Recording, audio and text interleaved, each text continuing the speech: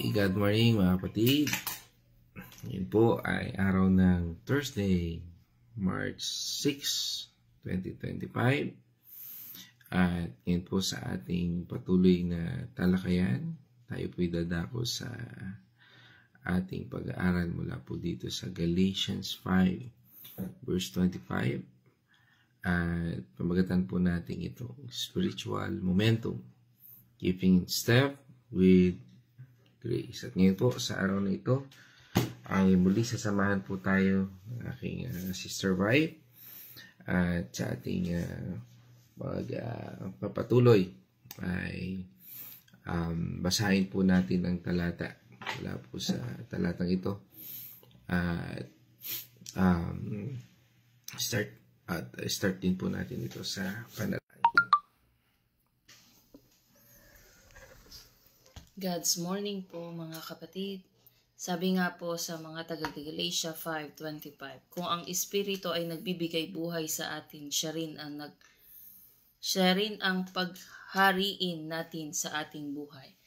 Tayo po ay manalangin. Panginoon naming Ama, maraming salamat po sa araw na ito na muli niyo ipinagkaloob sa amin. O Lord, nawa bigyan mo kami ng karunungan, Panginoon, upang matutunan ng iyong mga salita na ipapahatid mo sa bawat isa sa amin, Panginoon.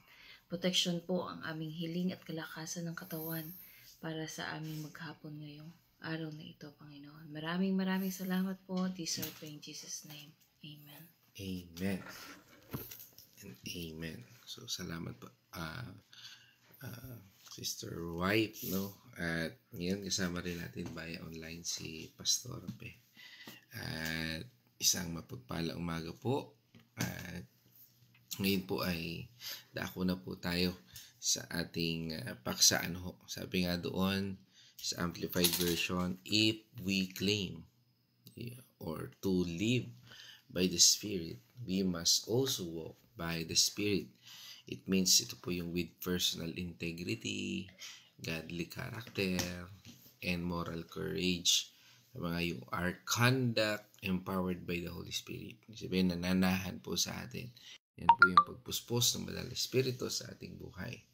Sabi nga, dito sa talatang ito mula sa Galatians 5:25 ay nagbibigay po sa atin ng isang malalim na katotohanan tungkol sa pamumuhay na pinapatubayan ng Banal na Espiritu.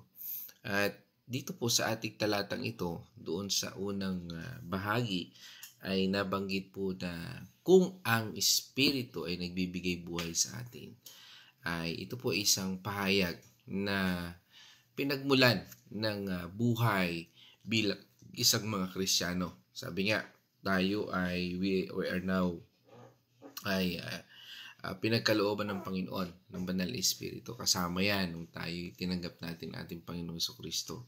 At sa ating buhay ay meron tayong tinatawag na free will. No? Subalit dito sa kinalaman ng Banal na Espiritu dito sa ating free will. So sabi nga, ang ating buhay na ito, nung tayo ay nakakilala na sa Panginoon, ito ay binago na ng Panginoon Diyos. Ang pagpapasakop natin sa Banal na Espiritu bilang ating Panginoon at tagapagligtas na siyang nagbigay sa atin ng katwiran upang tayo ay makalapit sa ating Panginoon Diyos. Kaya nga sabi sa atin ng John 3 verse 5 and 6. 5. Sumagot naman si Jesus, pakatandaan mo, malibang ang isang tao ipanganak sa pamamagitan ng tubig at ng Espiritu, hindi ito makakapasok sa kaharian ng Diyos. 6. Ang taong ipinanganak naman sa laman ay sa laman, at ang ipinanganak ayon sa Espiritu ay sa Espiritu. Malinaw na ipinapahayag ng talata at sa ating pag-aaral ngayon na ang tayo bilang isang tagasunod ng ating Panginoong Jesucristo ngayon ay pinanganak na muli. Kaya nga po natawag tayong born again. At dahil sa pagkakapanganak sa atin muli, ay namumuhay na ngayon tayo ayon sa Espiritu. Sabi nga, ang mga taong nais mamuhay sa laman, nasa laman sila. Subalit, kung tayo ay patuloy na magtitiwala sa Panginoon, hayaan natin na ang Panginoon Diyos ang kumilos sa ating buhay. Ang buhay ng isang Kristiyano ay hindi nasa sarili kundi sa pamamagitan ng ating Panginoong Jesucristo na tumatahan o nananahan sa pamamagitan ng banal na Espiritu Santo. Ang Espiritu Santo ang nagbibigay ng buhay at kapangyarihan sa bawat Kristiyano upang mamuhay ng isang may bagong buhay. Sabi nga sa atin ng Galatians 2 verse 20. 2:20. Hindi na ako ang nabubuhay ngayon, kundi si Kristo na ang nabubuhay sa akin. At habang ako'y nabubuhay pa sa katawang lupa, mamumuhay ako sa pananalig sa anak ng Diyos na umiibig sa akin at naghandog ng kanyang buhay para sa akin. At dahil dito, tayo bilang isang mga Kristiyano ay pinanahanan ng banal na Espiritu. At sa ating katawag ito, tayo ngayon ay, sabi nga, ang ating katawang ito ay pinananahanan na ngayon ng banal na Espiritu. At ang ating mga katawan ay naging tahanan ng banal na Espiritu Santo. Kaya nga, sa ating buhay ay nagtatalo ang gusto ng laman, ang gusto ng banal na Espiritu. Kaya nga, ang ating buhay, bago pa lang tayo makasunod o bago pa lang tayo magkasala, ay pinaalala na sa atin ng banal na Espiritu ang mga bagay na ito. Kaya nga sa ating buhay na ito, patuloy tayo na nananahan ng banal na Espiritu nung tinanggap natin ng Panginoon Jesucristo sa ating buhay. Sabi nga sa atin ng 1 Corinthians 6 verse 19 hanggang 20. 19. Hindi ba ninyo alam na ang inyong katawan ay templo ng Espiritu Santo na nasa inyo, na ipinagkaloob ng Diyos sa inyo? Hindi na ninyo pag-aari ang inyong katawan. 20. Sapagkat binili niya kayo sa isang halaga, kaya't gamitin ninyo ang inyong katawan upang maparangalan ang Diyos. Take note mga kapatid, yung sinabi ng talatang ito, na hindi na natin pag-aari ang ating katawan. Ibig sabihin, kung hindi na natin pag-aari, we ask permission. Lord, ano ba ito? No? Kaya nga, lagi sinasabi sa atin ng Panginoon, when tayo ay dumaranas sa mga various na trials, no? Sabi nga, resist the devil and it will flee. Sabi nga, takbo, huwag tayong padaya sa scheme ng enemy, no? Upang tayo ay mamuhay ayon sa Espiritu ng Diyos. At ang ating mga katawang ito ay naging tahanan ng Espiritu Santo. At ang Espiritu Santo ay tumatahan sa ating lahat bilang isang mga Kristiyano. At ito po ay nagbibigay sa atin ng lakas o kapangyarihan upang mabuhay ng isang buhay na nakalulugod sa ating Panginoon Diyos. Dahil po natin, ang pagkakaroon ng Espiritu Santo ay tanda ng pagiging isang Kristiyano.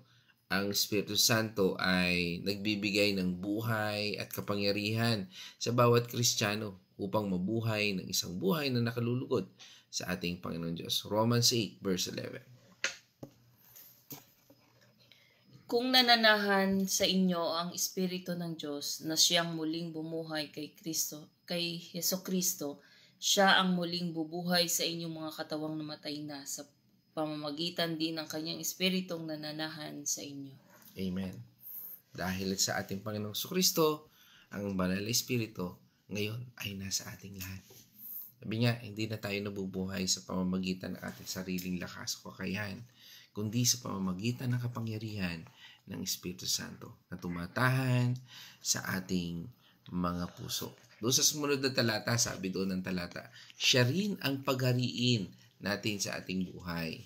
Mga kapatid, ang talatang ito ay nag-aanyaya sa atin na ibigay natin ang ating mga buhay sa Espiritu Santo upang siya ay magpasya at mamuno sa ating mga desisyon at kilos. Kaya nga, ang ating buhay na ito ay kinakailangan po natin ng ilang biblical principle. Una po ay ang pagsuko. Kaya ba nating isuko ang ating buhay at magpasakop sa banal na Espiritu?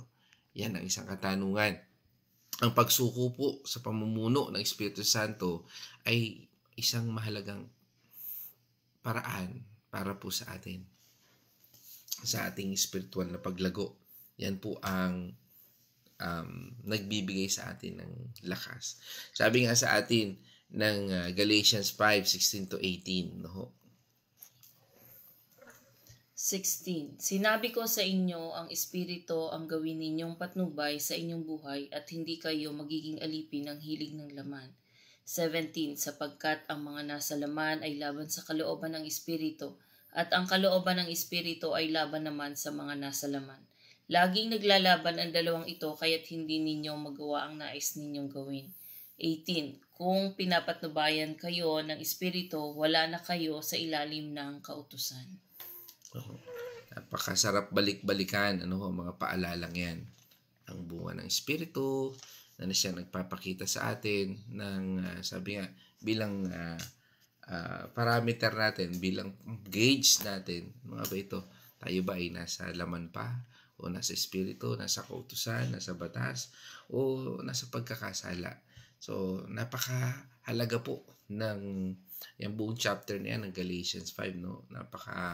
Napakayaman po ng pag-aaral na makikita natin upang tayo ay makatungo sa landas ng pamumuhay ayon sa Espiritu.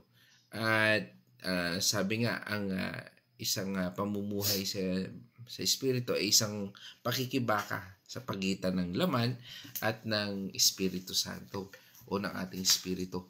Ang pagsuko sa pamumuno ng Espiritu Santo ay nagbibigay sa atin ng kalayaan mula sa pagkaalipin ng laman at ng kautusan.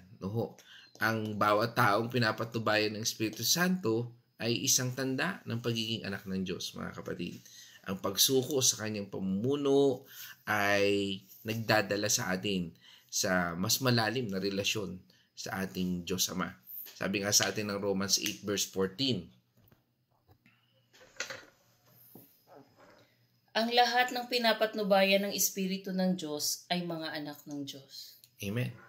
Ang lahat ng pinapatnubayan ng Espiritu ay anak ng Diyos.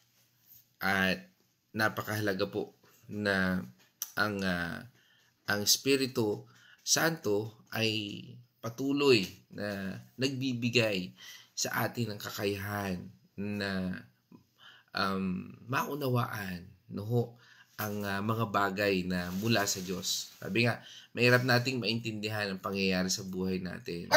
Subalit kung makikita natin at patuloy tayo nagbabasa ng Biblia, maiintindihan natin ang mga bagay. Kaya nga po, ang nakamamangha sa pagbabasa ng Biblia, naiintindihan na ngayon natin ang sarili natin, ang nangyayari sa buhay natin, dahil tayo ay nagpapasakop na sa banal na Espiritu. Siya na yung ating sinusunod. Sabi nga sa atin ng 1 Corinthians 2 verse 14. Sapagkat ang taong di pinanahana ng Espiritu ay ayaw tumanggap ng mga kaloob mula sa Espiritu ng Diyos. Para sa kanila, kahangalan ang mga iyon at di nila maunawaan. Sapagkat ang mga bagay na espiritual ay maunawaan lamang sa paraang espiritual. Amen. Kaya nga, marami pa rin ang tumutulisa. Marami pa rin ang nagdududa. Sabi nga, too good to be true. Balit mga kapatid, ang Espiritu Santo ay patuloy na nagbibigay sa atin ng kakayahan upang maunawaan, sabi nga natin kanina, ang mga bagay na mula sa Diyos. Ang pagsuko sa kanyang pamumuno ay nagbubukas ng ating mga puso sa mas malalim na karunungan at kaalaman. Ang Espiritu Santo ay ang ating gabay at tagapagpayo. Ang pagsuko natin sa kanyang pamumuno ay patuloy at nagbibigay sa atin ng patnubay at kapayapaan sa ating pang-araw-araw na paglalakbay. John 14, verse 26. 26? Wait lang. 26. Ngunit ang tagapagtanggol, ang Espiritu Santo na sinugo ng Ama sa pangalan ko, ang siyang magtuturo sa inyo sa lahat ng bagay at magpapaalala ng lahat ng sinabi ko sa inyo. Amen. Yan ang role ng ating banal na Espiritu. Ang siyang gumagabay sa atin, ang siyang nagpapatnubay sa lahat ng ating iniisip, sinasabi at ginagawa. At dahil dito, magkakaroon din po tayo ng kalayaan. Nasa pamamagitan ng pagiging na pinapatnubayan ng banal na Espiritu, makakamit po natin ang tunay na kalayaan mula sa pagkaalipin sa kasalanan. Sabi nga, ng Galatians 5 verse 1. Malaya na kayo dahil pinalaya kayo ni Kristo, kaya magpakatatag kayo at huwag nang paalipin pang muli. Amen. Sabi nga, ang buhay nating ito ay balot ng kultura at doon sa kulturang ito, hindi natin namamalayan, ito pala ay hindi na sumasalungat sa salita ng Panginoon Diyos. At ang kalayaan ay isang mahalagang bahagi ng ating pananampalataya sa ating Panginoong Kristo bilang pinapatnubayan ng banal na Espiritu o ng Espiritu Santo. Ito po ay nagbibigay sa atin ng lakas upang labanan ang anumang tukso at manatili sa kalayaan na ibinibigay sa atin ng ating Panginoong Kristo. Mga kapatid, ang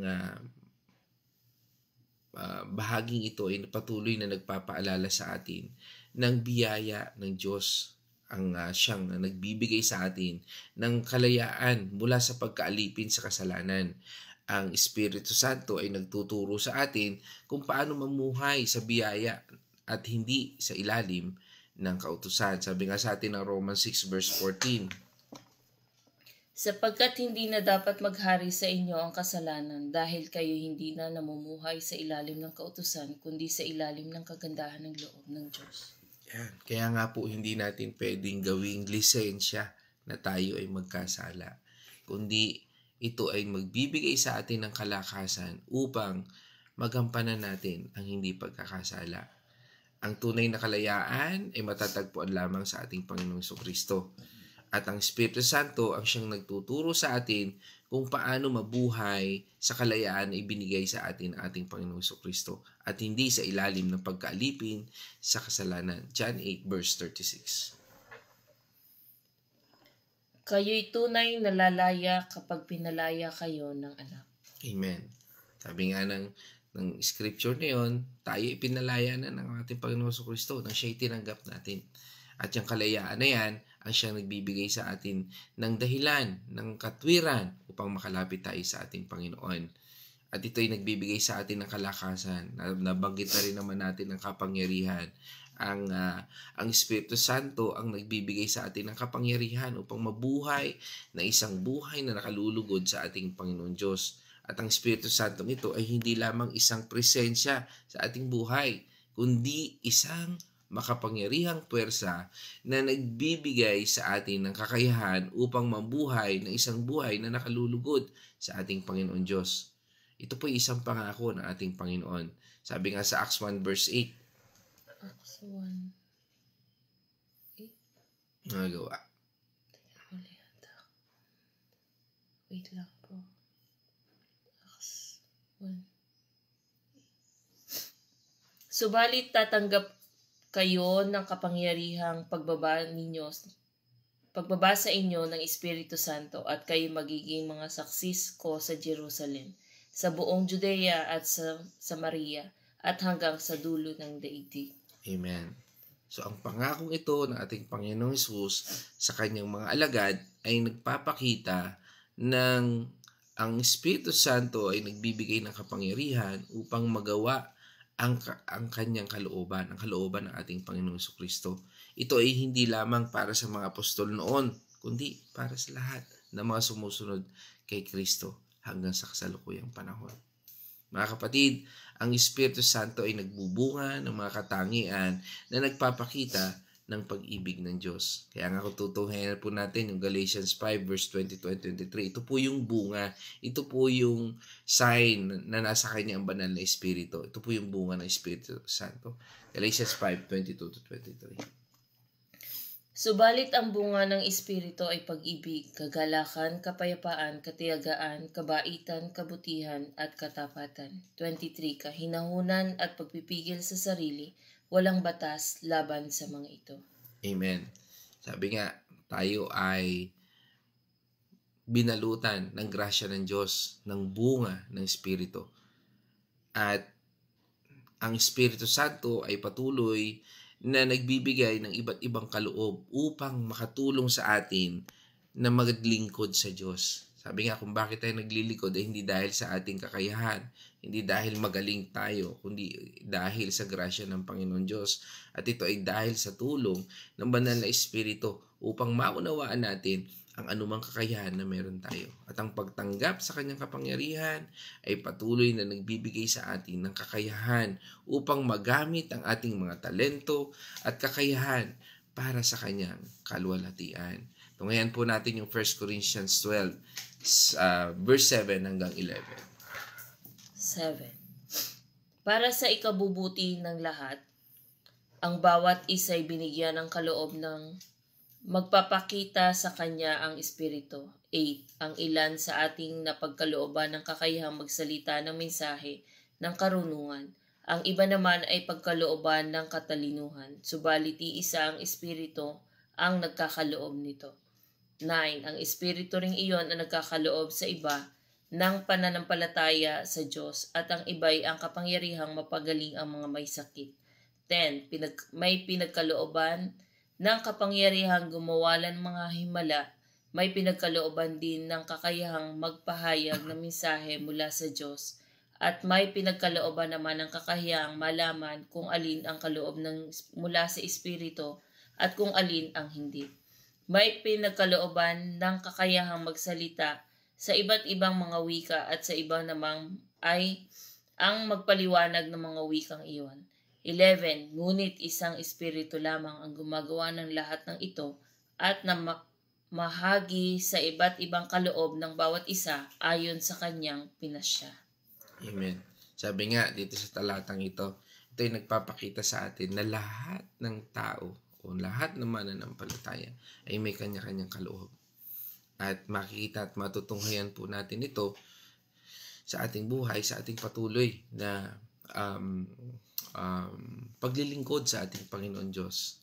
Sa patuloy nating pagsuon sa ministeryo na iniaatang sa atin ng Panginoon. At isang bahagi, dapat magkaroon po tayo ng lagi ng kapayapaan sa lahat ng ating ginagawa.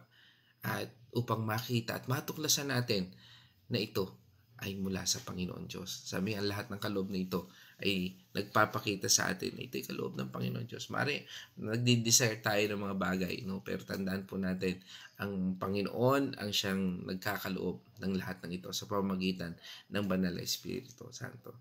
Kaya nga mga kapatid, sa ating patuloy na pananahan sa ating spiritual momentum, no? Sabi nga ay huwag po nating hayaan na tayo ay mapigilan upang hindi natin magampanan, matunghayan ang pagpapala ng Diyos sa ating buhay. Kaya nga mga kapatid, sa ating pagpapatuloy sa ating pag-aaral, sa ating pananampalataya, patuloy po natin pag-aralan ang Biblia. Ito po'y at patuloy po tayong maglaan ng oras upang basahin at pag-aralan ang salita ng Diyos upang matuto tayo kung paano mamuhay ayon sa kalooban ng Espiritu Santo. At lagi rin po tayong manalangin, no? Patuloy po tayong makipag-usap sa Diyos at sa pamamagitan ng pananalangin at tayo po ay humingi sa Kanya ng patnubay at lakas sa lahat ng ating mga pinagdadaanan, sa lahat ng ating mga circumstances, sa lahat ng maituturing nating trials in our life. Sabi nga, ang lahat ng bagay na yan ay pinadadaan tayo ng Panginoon. Pero sabi nga, lagi nating nasasabi, daanan lang natin, wag nating tambayan.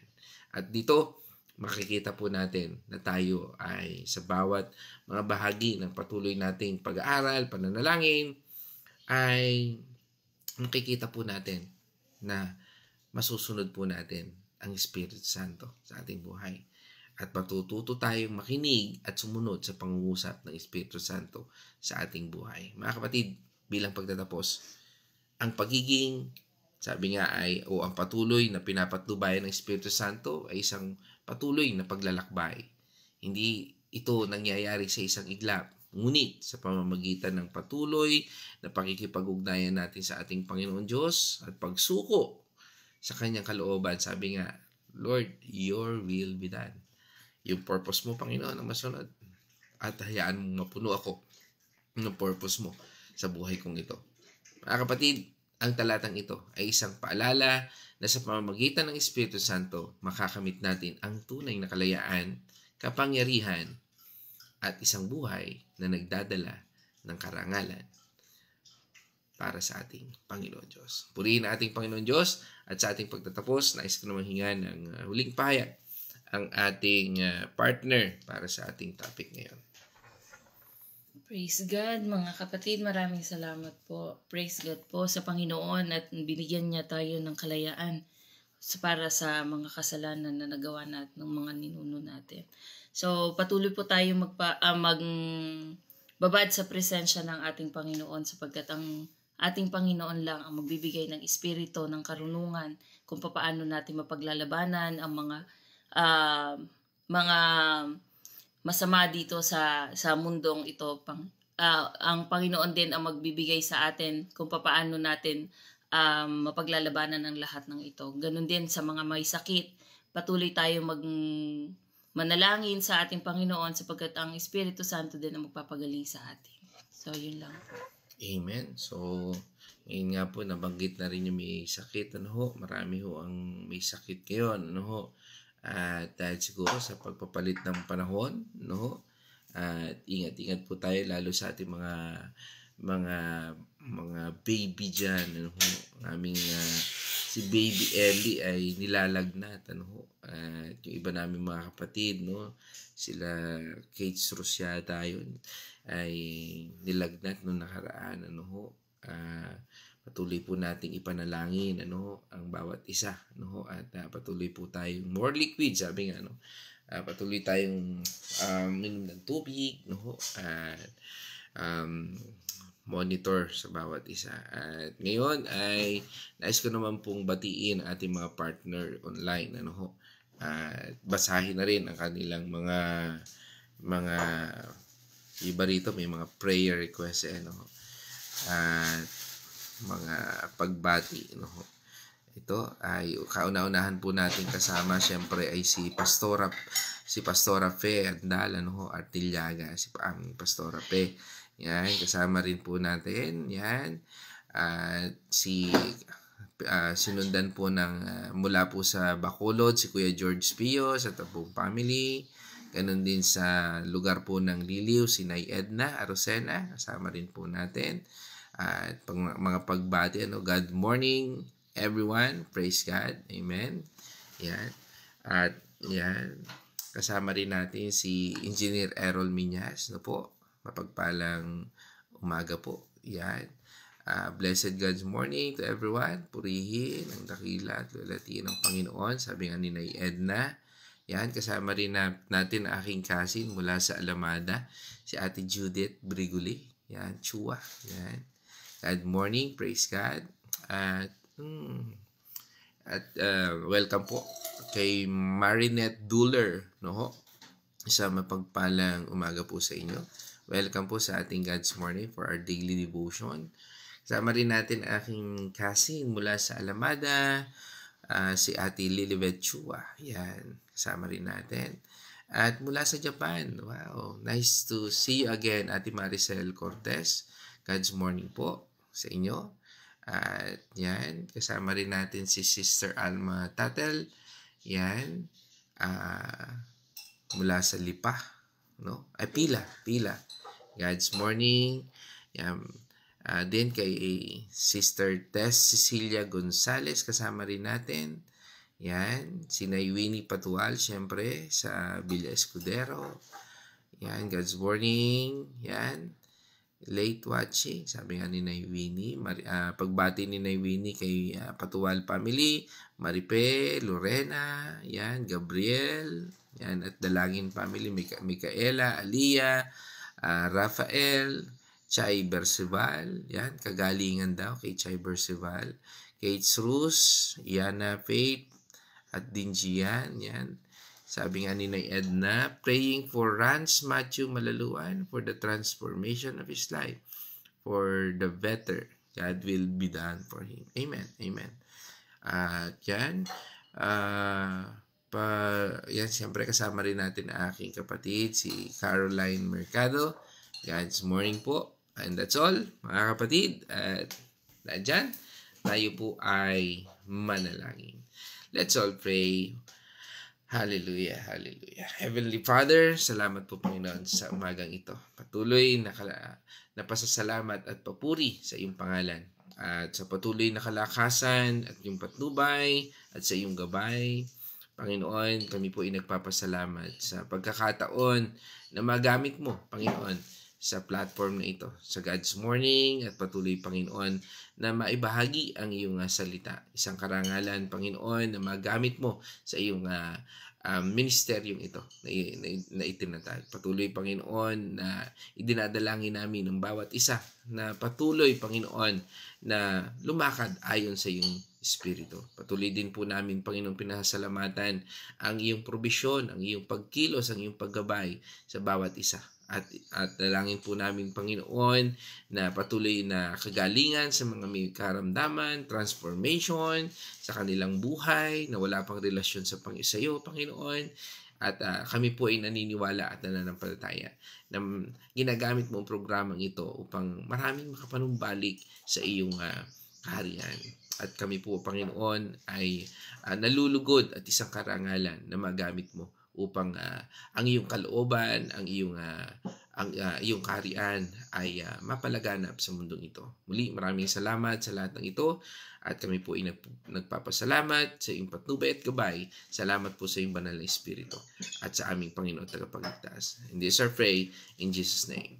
Amen. Mga kapatid, let us shout the shout of victory. Christ has died. Christ has died. Christ is risen. Christ has risen. Christ will come again. Christ will come again. And together we are for Christ. God's morning, everyone.